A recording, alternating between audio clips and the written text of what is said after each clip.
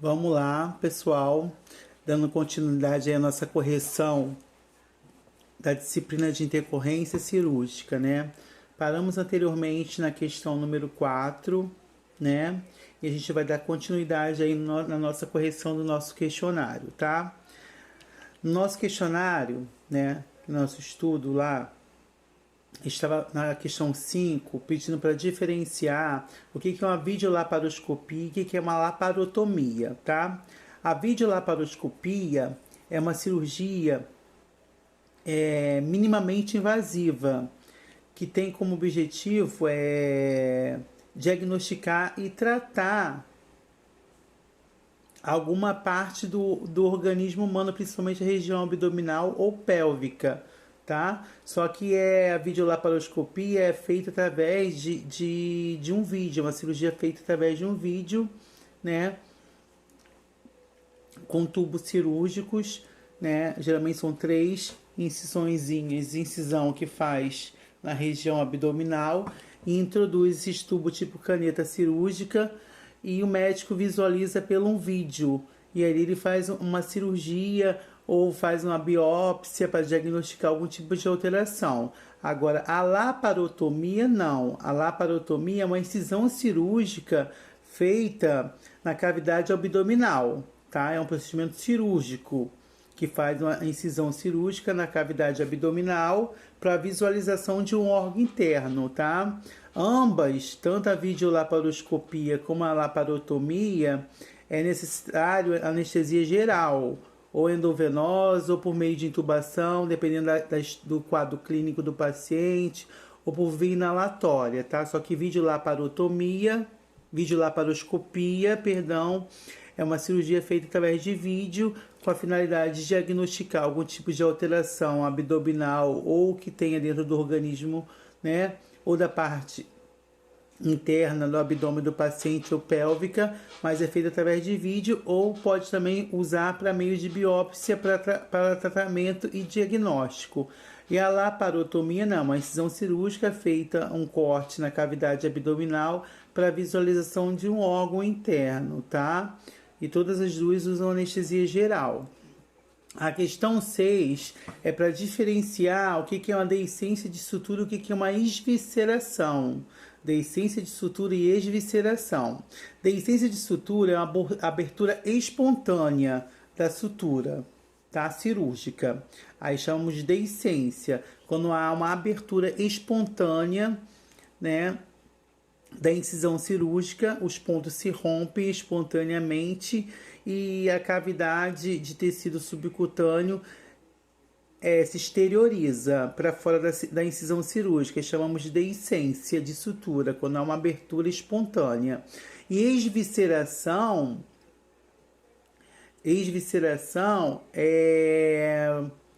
ela é uma eliminação, tá? de algum tecido, né? Voltando aqui uma correçãozinha. Deiscência de sutura é quando os pontos se rompem espontaneamente. E esvisceração é quando há saída de um tecido pela incisão cirúrgica, tá? Para mim, dar uma correçãozinha aí que no início da diferença aí, eu mesmo me confundi. Deiscência de sutura, os pontos se rompem espontaneamente. Os pontos romperam, mas não há saída, né, de tecido subcutâneo ou outro tipo de tecido pela incisão cirúrgica, não. A esvisceração, sim. Esvisceração, a saída de tecido ou secreção serossanguinolenta em grande quantidade ou pedaços de pele que sai pelos pontos. Essa é a diferença. A essência rompe espontaneamente, a esvisceração, as vísceras saem pela cicatriz da incisão cirúrgica, tá? A questão número 7, qual a diferença de fio absorvível e fio não absorvível? Fio absorvível, né, são aqueles fios que são absorvidos pelo organismo do paciente. E fio não absorvível são aqueles fios que não é absorvido pelo organismo do paciente, tá? Quando há necessidade de fazer um parto cesariana, que é uma cirurgia de cesariana, né? Tem que cortar a pele, a hipoderme, o músculo e chegar no útero, né? Para retirada do feto. Depois tem que ser feita a união desses tecidos, né? Por meio de fio cirúrgico, né? Houve a incisão, então tem que haver o quê? O fechamento, né? Dessa musculatura, desse tecido, desse órgão que foi aberto cirurgicamente. Então, vai ter que dar ponto cirúrgico no útero, vai ter que dar ponto cirúrgico no músculo, no tecido adiposo e na pele. Os fios que vão ser utilizados para a musculatura uterina, para o tecido muscular da pessoa e para o tecido adiposo, né, que é a gordura, tecido hipodérmico, são fios que vão ser absorvidos pelo organismo, tipo vicril, catigo simples, catigo cromado e algodão, tá? Agora, o fio que vai unir a derme, né, já são fios que não vai ser absorvido pelo organismo, que é o mononylon, onde o paciente tem que ir até ao hospital, uma clínica da família próxima à sua residência, para retirada desse ponto absorvidos, né, absorvíveis, são aqueles pontos dados internamente no organismo, onde o organismo vai absorver e não vai ter nenhum problema para o paciente.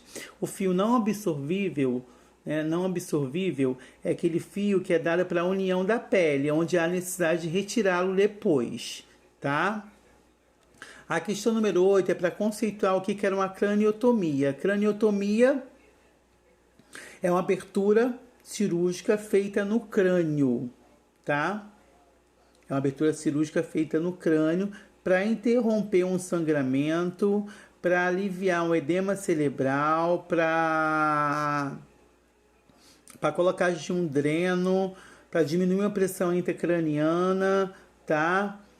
Para retirada de um hematoma, para paciente que tem traumatismo crânioencefálico, tá? Aí faz uma cirurgia de craniotomia, uma incisão cirúrgica feita na cavidade, na caixa craniana, para fazer uma alteração ou um procedimento cirúrgico no cérebro, tá? E chamamos de craniotomia ou craniectomia, que é a mesma coisa. Craniotomia ou craniectomia é uma abertura da estrutura do crânio, tá?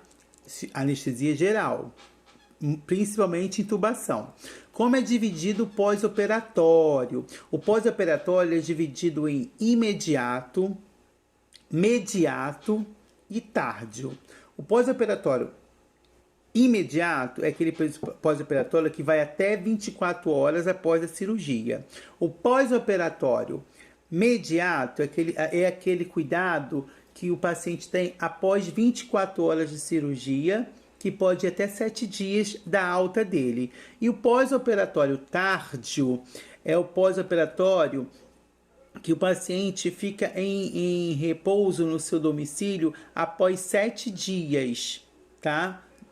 Aí chamamos de pós-operatório tardio. Então, o pós-operatório é dividido em imediato, que é aquele que dura até as 24 horas após o procedimento cirúrgico, né? O paciente ainda está hospitalizado. Tem o procedimento, o pós-operatório mediato, tá?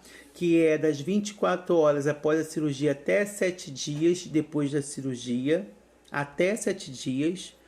E temos o pós-operatório tardio, né? Que é aquele pós-operatório que é após 7 dias de alta da cirurgia, tá? Então ele é dividido assim: pós-operatório imediato até 24 horas, pós-operatório imediato de 24 horas até 7 dias após as cirurgias e pós-operatório tardio, que é o cuidado após 7 dias de alta do paciente. A questão número 11, né, está pedindo para conceituar centro cirúrgico. O centro cirúrgico é um setor localizado dentro de uma instituição hospitalar, composta por várias áreas dentro do centro cirúrgico, que proporciona ótimas condições para a realização de procedimento cirúrgico ou ato cirúrgico, tá? Lembrando que o centro cirúrgico é uma estrutura totalmente livre de micro-organismo, tá? O ambiente é totalmente estéreo, a iluminação é artificial, a ventilação é artificial, você não vê janela, você não vê ventiladores, né? Lembrando que dentro do centro cirúrgico tem uma sala, duas salas anexas, que é a RPA, recuperação pós-anestésica, e temos o CME, Central de Material de Esterilização. Mas o centro cirúrgico é um setor, né, que faz parte da instituição hospitalar, é uma área totalmente estéril e totalmente livre de micro-organismo, onde ali são realizados todos os atos cirúrgicos do paciente. E dentro do centro cirúrgico tem duas salas anexas, né, que é a RPA, que é uma sala de recuperação pós-anestésica, e o CME, que é o Centro de Material de Esterilização, né? O centro cirúrgico ele pode compor de 4 salas de centro cirúrgico até 10 salas de cirurgias. Isso depende muito do hospital, se é grande porte, médio porte. Então tem centro cirúrgico com 8 salas de cirurgias, com 6, até com 10 salas de cirurgias, tá? Onde as 10 salas às vezes é usada simultaneamente, tá bom? Claro que tem uma equipe toda multidisciplinar que trabalha ali dentro, 3, 4 enfermeiros, 12 técnicos, além dos técnicos da sala de RPA, além dos técnicos da sala de CME, tá? Constitui curativo oclusivo, tá? Curativo oclusivo é aquele curativo, tá? Que vai ocluir o ferimento cirúrgico, tá? Tanto com gaze ou com uma bandagem. Após feita a limpeza, que é a antisepsia dessa ferida cirúrgica, com álcool a 70% ou colexidina alcoólica ou soro fisiológico, se tiver necessidade de ocluir, que é fechar, a gente vai botar uma gaze com micropole ou um esparadrapo, ou vamos usar uma atadura, que é uma bandagem, no membro do paciente, se tiver indicação. Se não tiver indicação, essa ferida mantém-se uma ferida aberta, onde o curativo vai ficar aberto, só limpo com a solução indicada e mantém ele aberto, tá? Lembrando que ferida cirúrgica, a gente não usa nenhum tipo de pomada no seu curativo, se não tiver indicação médica. Fora isso, ela só é lavada com solução salina ou álcool a 70%, usando luva estéreo, todo o EPI, e mantém ela ocluída, fechada, tá? Com gases ou micropole, que é o que vai cobrir, que é o esparadrapo antialérgico, e também pode cobrir com atadura, que é a bandagem, tá? De acordo com a prescrição do enfermeiro e do médico. Não se usa pomada, a não ser que tenha uma indicação, tá? Na ferida cirúrgica, tá bom? Explique a área crítica, semicrítica e área restrita, semi-restrita e não restrita no centro cirúrgico. Restrita é aquela área que limita, tá, a circulação de pessoas dentro do local. A chamamos de área restrita, tipo a sala do centro cirúrgico. Não o centro cirúrgico, a sala de cirurgia, ela é restrita, ela é limitada para a circulação de pessoas, só da equipe que está ali dentro realizando o procedimento cirúrgico. A área semi-restrita, tá? É a área que permite a circulação de pessoas de modo a não intervir nas rotinas de controle do centro cirúrgico, tá? Tipo CME, tá? É uma sala semi-restrita.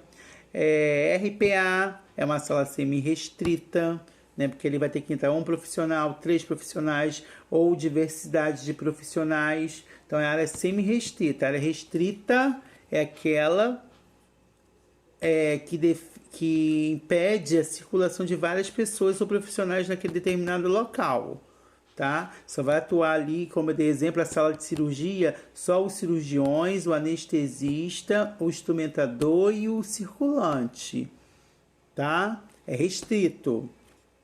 A semi-restrita é a área que pode permitir a circulação de pequena quantidade de pessoas, de modo que não vai intervir nas rotinas do local, tá? Como a RPA, o CME. E a área não restrita é aquela área que o profissional de saúde pode circular livremente, tá? Livremente dentro dessa área. Como a gente está falando de cirurgia, de intercorrência cirúrgica, eu vou dar exemplo. Vestuário, secretaria do centro cirúrgico, corredor do centro, de entrada do centro cirúrgico. Então, a área não restrita é aquela área que permite o profissional, principalmente o profissional de limpeza, a circular, tá? Como eu dei exemplo, a Secretaria do Centro Cirúrgico, que tem a Secretaria do Centro Cirúrgico, a coordenação do Centro Cirúrgico, o vestiário, o corredor, a rouparia, tá? A número 15 está pedindo para citar as complicações de anestesia geral. As principais complicações de anestesia geral tá? Palidez, sudorese, taquicardia, hipotensão, arritmias, pode correr bradicardia, calafrio, tremores, tá? Hipotermia, pode desenvolver depressão respiratória, pode ter parada cardíaca, dependendo da situação do paciente, tá? Por isso é muito importante que a gente tenha atenção na RPA, devido a essas complicações da anestesia geral que eu falei, reações graves, né? Reações anafiláticas com relação aos medicamentos, até mesmo o anestésico, tá? Espero que eu tenha conseguido responder com eficácia as respostas e vocês tenham entendido. Beijos, até mais!